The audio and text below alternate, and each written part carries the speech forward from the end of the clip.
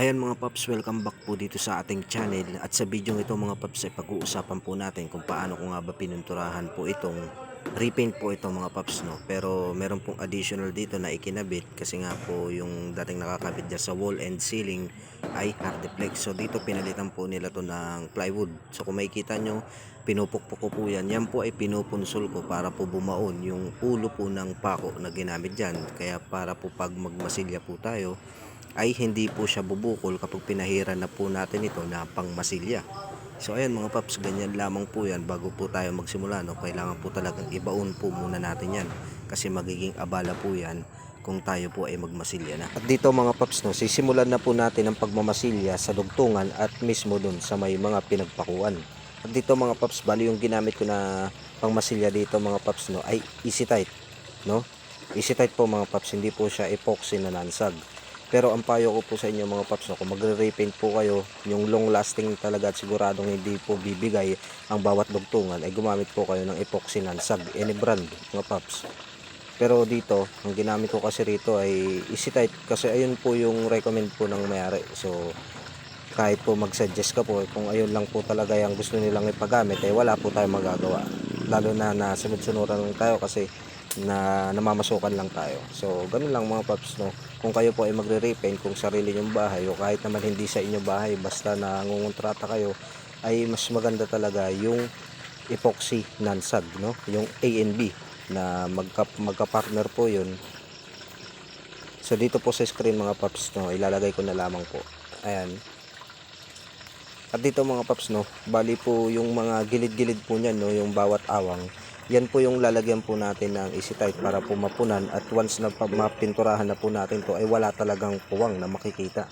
So bawat po sulok ng may puwang dapat po lagyan natin. At ito yung pangalawang proseso mga paps, no, pagkatapos po natin na maibaon yung mga pako, after po nyan mamasilya na po natin. So tuloy-tuloy lang tayo mga paps, manood lamang po kayo.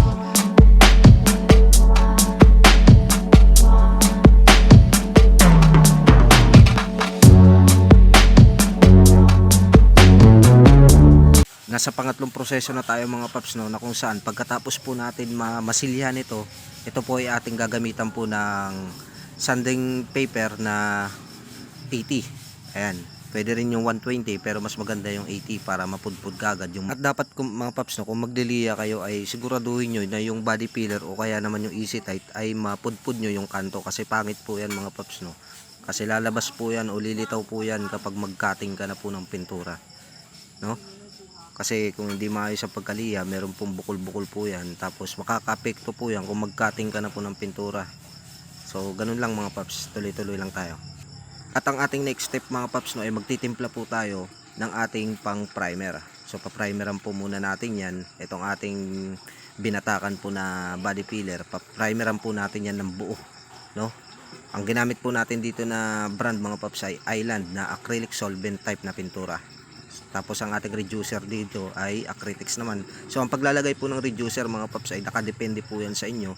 Pero mas maganda yung katamtaman lang na medyo makakapag-play lang na maayos yung roller nyo kapag ito po ay pinapagulong nyo na. At ito po yung ating pang-apat na proseso mga paps sa pagpipintura. At ipapaalala ko pala sa inyo mga paps, no, bago kong makalimutan, na ang processing na ginawa natin ho rito ay acrylic solvent type na pintura, tapos papatungan po natin ito ng water base. So alam nyo naman, no, kapag sa plywood ang kalimitang ginagawa po dyan mga paps, lalo na kung budget meal lang ang pang budget, ay QDE, no.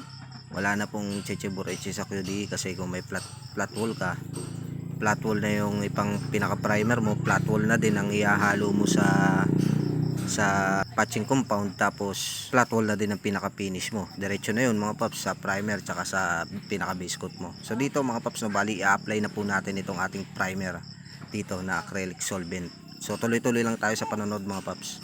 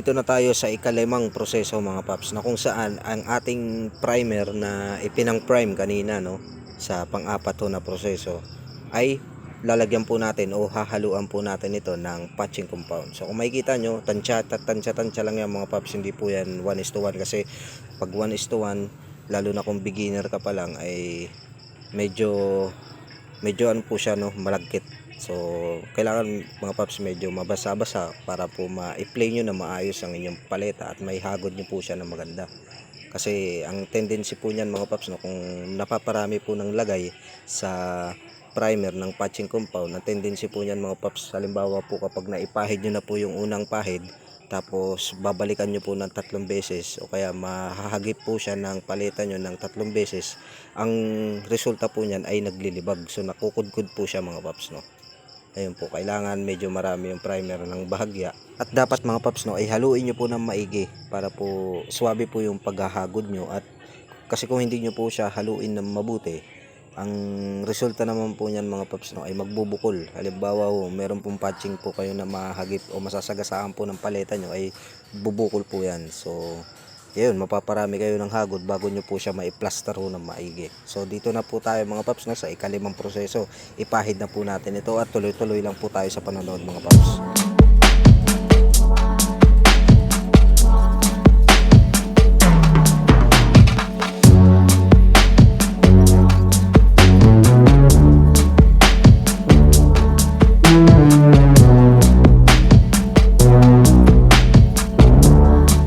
Sa ika-anim na proseso natin mga paps, na kung saan ito po ay ating niliha pero hindi po natin ito nakuha na ng video bagkus po ang ating pong storage ay medyo puno na. So ganun, niliha po natin ito ng ating sanding paper na ang number ay number 120.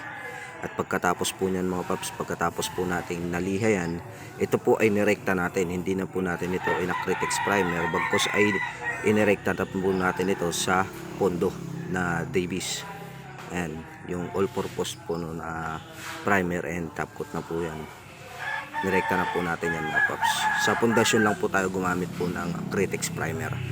Pero dito banda na po sa pinakadulo na ito na pong ating finishing ay rekta na po sa pondo. Yung pinaka-primer natin at saka yung pinaka-finish natin. So dito mga paps, tuloy-tuloy lang tayo.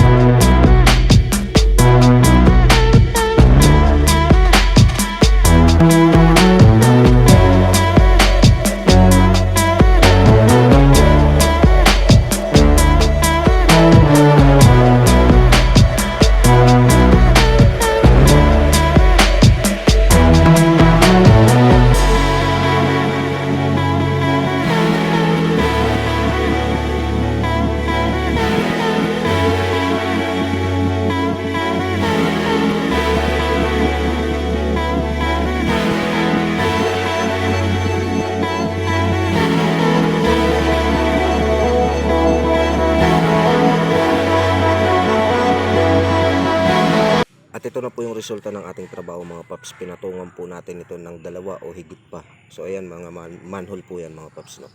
At kung ano po yung ginawa natin sa ceiling, siya rin po yung gagawin natin proseso dun po sa plywood na walling. So ito pader po yan mga paps. So ayan mga paps. It's not a game, it's a rich thing.